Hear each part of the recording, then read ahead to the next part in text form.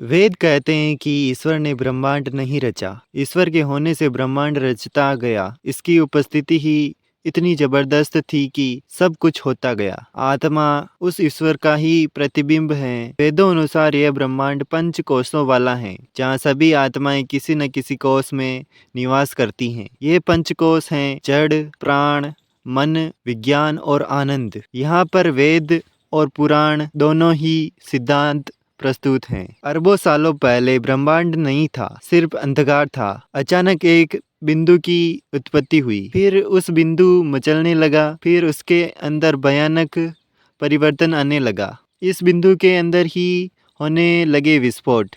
शिव पुराण मानता है कि नाद और बिंदु के मिलन से ब्रह्मांड की उत्पत्ति हुई। नाद अर्थात ध्वनि और बिंदु अर्थात प्रकाश। इसे अनाहल या अनहद, जो किसी आहत या टकरार से पैदा नहीं की ध्वनि कहते हैं, जो आज भी सतत जारी है। इसी ध्वनि को हिंदुओं ने ओम के रूप में व्यक्त किया।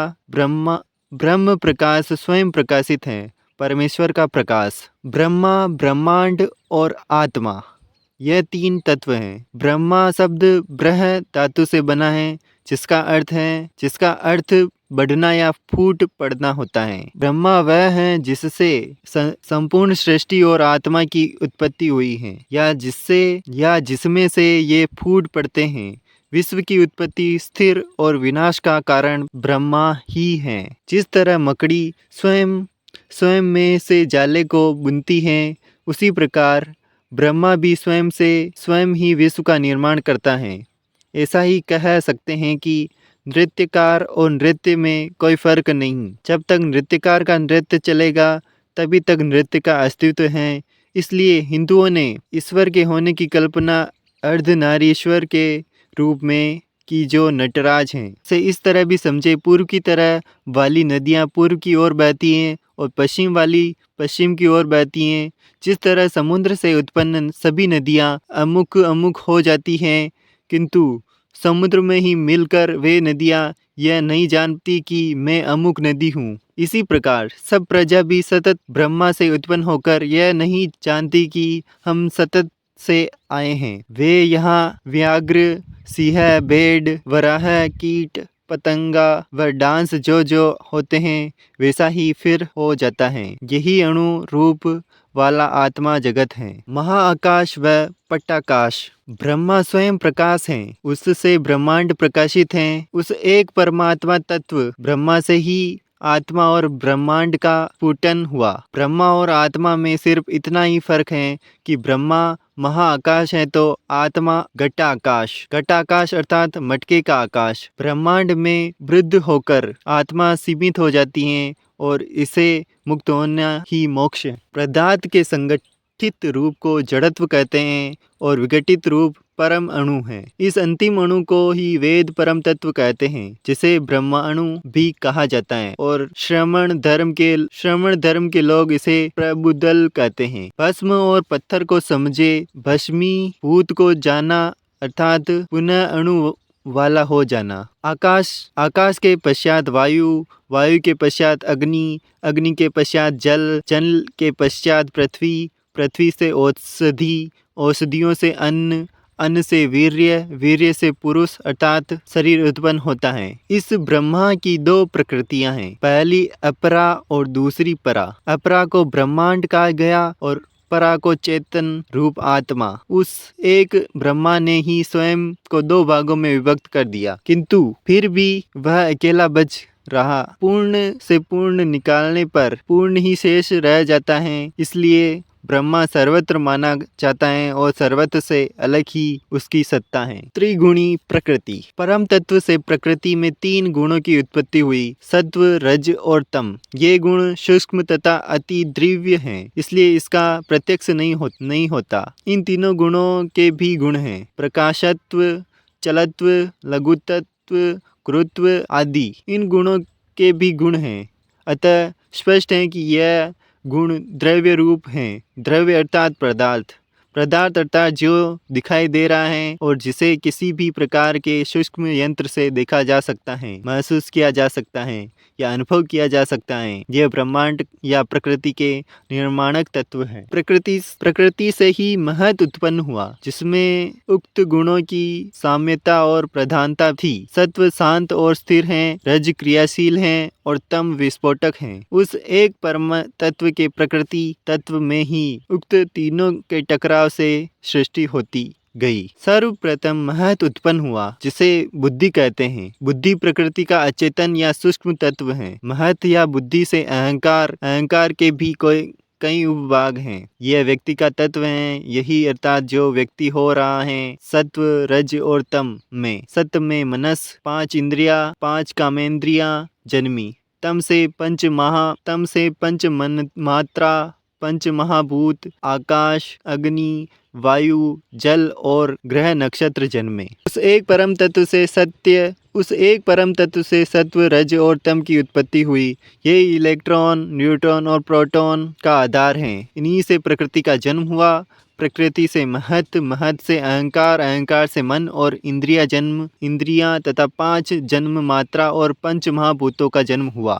पृथ्वी, जल, वायु, अग्नि, आकाश, मन, बुद्धि और अहंकार, यह प्रकृति के 8 तत्व हैं। जब हम पृथ्वी कहते हैं तो सिर्फ हमारी पृथ्वी नहीं, प्रकृति के कई रूपों में सत्व, रज और तम गुणों की सामान्यता रहती है। प्रकृति के प्रत्येक कण में उक्त तीनों गुण होते हैं। साम्य अवस्था भंग होती है तो महत बनता है। प्रकृति वह अणु है जिसे तोड़ा नहीं जा सकता, किंतु महत जब टूटता है तो अहंकार का रूप धरता है। अहंकार से ज्ञानेंद्रिया, कामेंद्रिया और मन बनता है। अहंकार से ही तन मात्रा भी बनती है और उनसे ही 5 महाभूत का निर्माण होता है। बस इतना समझ लीजिए कि महत ही बुद्धि है। महत से सत्व, रज और तम के महत्व में सत्व, रज और तम के संतुलन टूटने पर बुद्धि निर्मित होती है। महत का एक अंश प्रत्येक पदार्थ का प्राणी में बुद्धि का कार्य करता है। बुद्धि से अहंकार के 3 रूप पैदा होते हैं। पहला सात्विक अहंकार, जिसे वैकारिक भी कहते हैं। विज्ञान की भाषा में इसे न्यूट्रॉन कहा जाता है। यही 5 महाभूतों के जन्म का आधार माना जाता है। दूसरा तेजस अहंकार, इसे तेज की उत्पत्ति हुई, जिसे वर्तमान भाषा में इलेक्ट्रॉन कहते हैं। तीसरा अहंकार भूतादि हैं। ये 5 महाभूतों आकाश, आयु, अग्नि, जल और पृथ्वी का पदार्थ रूप प्रत्यक्ष करता है। वर्तमान विज्ञान के अनुसार इसे प्रोटॉन कह सकते हैं। इससे रासायनिक तत्वों के अणुओं का भार न्यूनाधिक होता है। अतः 5 महाभूतों में पदार्थ तत्व इसके कारण ही माना जाता है। सात्विक अहंकार और तेजस अहंकार के सहयोग से मन और 5 इंद्रियां बनती हैं। तेजस और भूतादि अहंकार के सहयोग से तन मात्रा एवं 5 महाभूत बनते हैं। पूर्ण जड़ जगत प्रकृति के इन 8 रूपों में ही बना है, किंतु आत्म तत्व इससे प्रकृत है। इस आत्म तत्व की उत्पत्ति मात्रा से ही यह सारा प्रपंच होता है। अनंत महंत अंधकार, आकाश, वायु, अग्नि, जल, पृथ्वी, यह ब्रह्मांड अंडाकार हैं। यह ब्रह्मांड जल या बर्फ और उसके बादलों से घिरा हुआ है। इससे जल से ही 10 गुना ज्यादा यह अग्नि तत्व से आच्छादित है और इससे भी 10 गुना ज्यादा यह वायु से घिरा हुआ माना गया है। वायु से 10 गुना ज्यादा यह आकाश से घिरा हुआ है और यह आकाश जहाँ तक प्रकाशित होता है वहाँ से यह 10 गुना ज्यादा तामस अंधकार से घिरा हुआ है और यह तामस अंधकार भी अपने से 10 गुना ज्यादा महत से घिरा हुआ है और महत उस तक असीमित, अपरिमेय और अनंत से घिरा है। अतः अनंत से ही पूर्ण की उत्पत्ति होती है और उसी से उसका पालन होता है और अनंत यह ब्रह्मांड उस अनंत में ही लीन हो जाता है। प्रकृति का ब्रह्मा में लय लीन हो जाना ही प्रलय है। यह संपूर्ण ब्रह्मांड ही प्रकृति कही गई है। इसे ही शक्ति कहते हैं। प्रलय की धारणा। पुराणों में प्रलय के 4 प्रकार बताए गए हैं: नित्य, नैमित्तिक, दीपार्थ और प्राकृत। प्राकृत ही महाप्रलय है। जब ब्रह्मा का दिन उदय होता है तब सब कुछ अव्यक्त से व्यक्त हो जाता है और जैसे ही रात होने लगती है सब कुछ वापस आकर अव्यक्त में लीन हो जाता है। 7 लोक हैं। भगवद गीता के 8वें अध्याय के 18वें श्लोक में 7 लोक बताए गए हैं। भूमि, आकाश और स्वर्ग, इन्हें मृत्युलोक कहा गया है, जहाँ उत्पत्ति, पालन और प्रलय चलता रहता है। उक्त तीनों लोकों के ऊपर महलोक हैं जो उक्त तीनों लोकों की स्थिति से प्रभावित होते हैं, किंतु वहाँ उत्पत्ति, पालन और प्रलय जैसा कुछ नहीं, क्योंकि वहाँ